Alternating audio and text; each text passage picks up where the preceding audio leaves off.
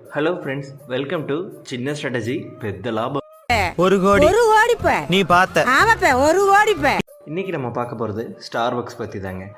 தப்பான விஷயத்த சரியாக செஞ்சால் பாராட்டுற இந்த உலகம் சரியான விஷயத்த தப்பாக செஞ்சாலும் பாராட்டுங்க. எப்படி? அதான் முதல்ல நானும் யோசிக்கிறேன், ஆனால் எதுவும் வரமாட்டேன். நம்ம ஸ்டார்பக்ஸ் யூஸ் பண்ண ஸ்ட்ராட்டஜி மாதிரி தாங்க. ஸ்டார்பக்ஸில் பொதுவாகவே யார் காஃபி ஆர்டர் பண்ணாலும் அந்த கஸ்டமரோட நேமும் அதில் எழுதியிருக்கும். ஆனால் அன்னைக்கு ஒரு கஸ்டமர் நேம் ஸ்பெல்லிங் மிஸ்டேக் ஆகிருது. இதில் காண்டான அந்த நபர் இந்த இஷ்யூவை ட்விட்டரில் போட்டு ஊதி பெருசாகிறாரு. கவிதா கண்ணே கவிதா எழுதுனா மண்ணே கவிதா எழுதிக்கிட்டு இருக்க. தென்னையில் கிடந்தவனுக்கு திடுக்குன்னு வந்துச்சான் கல்யாணங்கிற மாதிரி. அதுக்கப்புறம் எல்லார் காஃபிலையும் ஸ்பெல்லிங் மிஸ்டேக் ஆகுது. அதை எல்லா கஸ்டமருமே ட்விட்டரில் போட்டு ஜாலியாக ட்ரெண்ட் பண்ண ஆரம்பிச்சிடுறாங்க. அதை சாக்காக வச்சே நம்ம ஸ்டார்பக்ஸ் அவங்களோட சேல்ஸை இன்க்ரீஸ் பண்ணிட்டாங்கன்னா உங்களால் நம்ப முடியுதா? ஆமாங்க, அது மூலிமா அவங்க பிராண்டும் பாப்புலர் ஆச்சு, அவங்க சேல்ஸும் இன்க்ரீஸ் ஆச்சு. நம்பர் 2, தலைக்கு மேலே 1000 வேலை இருந்தாலும் நம்மளோட முதல் வேலை பல்லு விளக்குறதாங்க. ஸோ இந்த வீடியோ பார்க்குற எல்லாரும் பல்லு விளக்கி இருக்கீங்கன்னு நம்புகிறேன். உண்டா இல்லையான்னு சொல்லி எனக்கு 1000 வேலை இருக்கலாம். வேலை விட்டுட்டு வந்து விசாரிக்கிற விஷயம் அது. நம்ம பார்க்க போகிறது கோல்கேட் பற்றி தாங்க.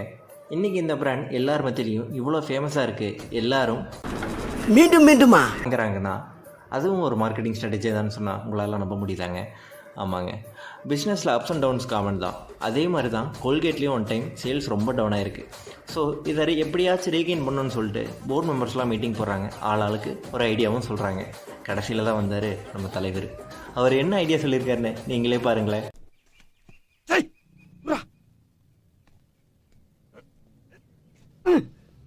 நம்ம கோல்கேட் பேஸ்ட்டில் இருக்கக்கூடிய ஹோல்ஸை பெருசாக்குறது தான் அவங்களோட ஸ்ட்ராட்டஜியே. இதனால் என்ன கிடைக்கும்? பேஸ்ட் அதிகமாக யூஸ் ஆகும்.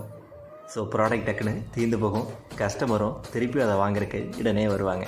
இந்த ஒரு ஸ்ட்ராட்டஜியை வச்சு அவங்க லாஸ் ஆன சேலையெல்லாம் திருப்பி ரீகெயின் பண்ணிட்டாங்க அப்படின்னா உங்களால் நம்ப முடியுதா? ஆமாங்க.